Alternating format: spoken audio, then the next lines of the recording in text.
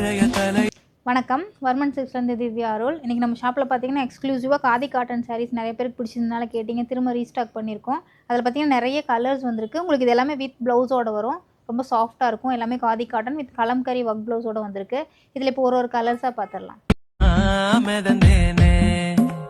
கொஞ்சோண்டு பார்த்தேன், கொண்டான்னு கேட்டேன், இந்தான்னு மனச கொடுத்துட்டியே. உன்னோட அழக உக்காந்து பழக என் பேரில் முழுசா எழுதிட்டியே. நான் சித்தரும்ப தரையில நடக்கிறேன், ஒன்ன சக்கரைய தலையில சுமக்கிறேன். ஆமதந்தேனே கொஞ்சோண்டு பார்த்தேன், கொண்டான்னு கேட்டேன், இந்தான்னு மனச கொடுத்துட்டியே.